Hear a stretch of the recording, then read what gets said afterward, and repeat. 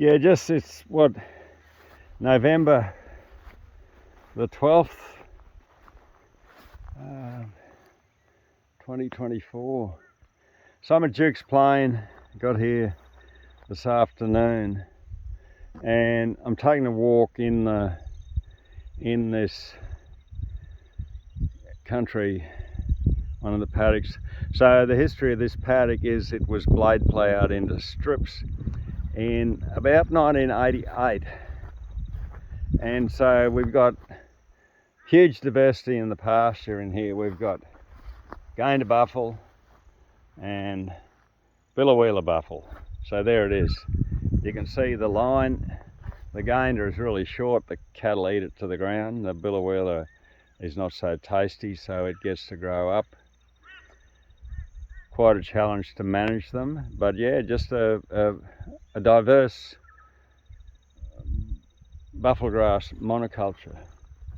And I'll do some more in amongst these trees.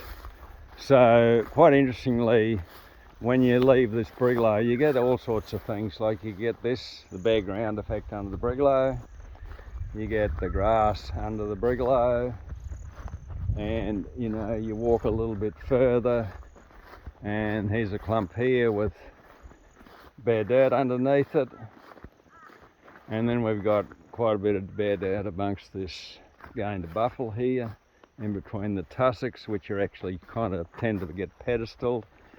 And then we come to this clump of trees here and we've got green panic underneath. And so we're getting this green panic in a lot of these strips under the trees. So, you know, green panic right up to the butt of a brigalow tree here. And I still haven't joined up the dots of what creates this, you know, what creates bare dirt under a brigalow tree, and then next to it is another one with buffalo grass right up to the butt of it. And then, you know, we find another one with bare dirt, and then we wander around and we find another one. Like, look at this, is spectacular. Look at these brigalows here. There's 3 brigalows. No, this is not brigalow, this is scrub ironbark. So this is a similar animal to the brigalow. This is one of the soft-seeded acacias. Brigalows are soft-seeded, that seeds germinate the year that they set, almost straight away. And this scrub ironbark's the same. It's a soft-seeded acacia, but the habitat of the scrub ironbark is the semi-evergreen vine thicket. And so, yeah, we've got this, just a variety in here. Some of the remnants from the semi-evergreen vine thicket, and some areas where we've got just brigalow. But look at this green panic under here. And the challenge with managing this stuff in here now is how do we manage the green panic, which is highly palatable to livestock and highly palatable to kangaroos. So it can be quite challenging to manage the grazing of it when we're working with this other buffalo grass, which is not so palatable, because the cattle will hammer that stuff under the trees and just take it to the ground every time they come in. So really high levels of utilization. And then when you move the cattle on and the rest of the country, the marsupials move in and kind of continue the work around the trees. And the buffalo tends to grow into this tall, stalky stuff, which is not that palatable. But anyhow, there's a few things to think about in here. The great thing about this environment is we've now got a good level of tree cover. And what's happening in these trees is they're doing their own thinning process. So yeah, we're just, you know, we've got some trees that are becoming dominant, and we've got other trees like these guys here that are passing out. You know, they're in the passing out parade. And look at this one here. We've got this awesome lime bush here, and this sucker is dripping with fruit. I'll be filling my hat up here, that's for sure, to get some nice lime juice. Look at that. Look at these guys. This tree is absolutely pumping. And look at the limes on the ground underneath it. It's just, the ground is covered. Great crop. But yeah, that's, you know, the process. This process, as I said, is 1988, and this whole system here is still evolving. It is definitely not in an aspro or a glyphosate time frame or a political election time frame. It is just a natural time frame where this system is evolving steadily, while we continue to run a beef cattle grazing operation in here. But it's I love coming back. It's 11 years since I was here. Since I was here managing the place or stewarding the landscape. So yeah, I love coming back and seeing how this whole system is progressing. So we've got brigalow and whitewood together here, and some sort of a holly bush here, a little prickly sucker, a wilga coming up here, and you know, it just goes on. It is just amazing. Like, there's still really good grazing yields out of this country, and we're getting this change happening. You know, we've got this process where we've got trees that are becoming quite dominant. You know, look at the size of these brigalows here, and then we've got trees underneath that have checked out, and we've got trees here that are, you know, progressively checking out.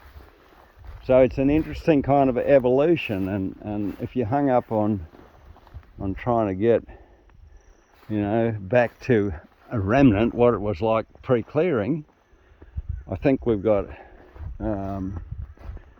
two chances. One would be Buckley's, the other one would be bugger all. But I like this. Look at this green panic under here, and this country to me got to a point in its evolution since 1988 where this green panic that's come back under the trees had got to a point where there's enough green panic in the system to actually start managing for the green panic and forget about the buffel grass. So come in here, graze. When they've taken enough out of the green panic, then move them on, and then the buffel will do its own thing. It'll become more abundant, perhaps start to cark out with the aid of things like dieback, and maybe get replaced with green panic or something else. So, you know, we've gone from a monoculture of two buffels to a monoculture of two buffels and green panic. But the diversity out in this system comes out of the trees.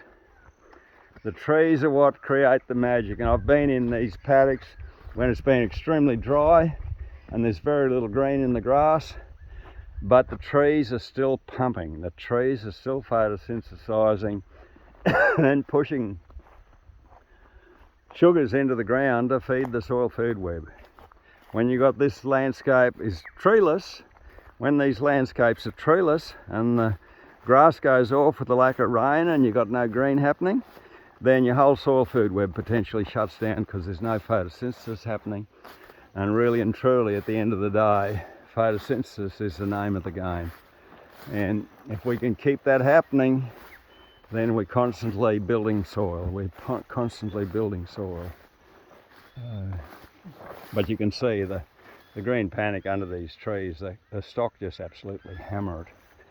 And that takes you back, it takes me back to the evolution of tree clearing in Queensland, because in continuous graze systems, the cattle were doing this to the grass under the trees, the native grasses under the trees it was then, and they grazed it so much, they overgrazed it and it wasn't rested, that they killed it out. And then in our wisdom, we looked and said, it's the tree that's the problem. So we then proceeded to kill the trees and got this huge bloody spike of production. Look at this for green panic. Look at this up the guts of this strip here. So I said we're getting a critical mass of green panic in this country that makes it worthwhile managing for the green panic and forget about the buffel grass. Let the buffel grass go through its whole evolution of dieback and whatever else may happen, and maybe that'll bring in some more diversity. But yeah, the tree science was, you know, we killed the tree because there was bare dirt underneath it. We never really got our shit together and figured out that it was the lack of rest and the overutilization and the continuous grazing that was the problem. We killed the tree. Then we got this massive spike in grass production as the grasses, the exploiter in the system, the grass, began to mine the bloody wealth of biology and fertility that the trees had created. Whether it was brigalow scrubs, Sevii evergreen vine thickets or eucalypt woodlands, it's the same story right across the state of Queensland and anywhere else where you've got, you know, trees and grazing animals. So we need to maintain, and I'm saying we need to have better than a third of tree cover if we really want to get these systems cranking. And you know, I was fortunate on this place. I never had to plant trees. The trees come back on their own. But on the farm I'm on in Kilkeven now, it's a thing of having to plant trees. So that's, as you'd understand, an expensive and labour intensive project. And I've done some work on that, and I've got some that I planted that cost me $20,000 a hectare, and I'm now planting for getting my trees in for probably under $1,000 a hectare. So I've refined the process and got it really, yeah, to where I can do it. It's not so labour intensive and it's not so hard on the hip pocket. So that'll be enough for this video. I'll move on to something else. Bye bye.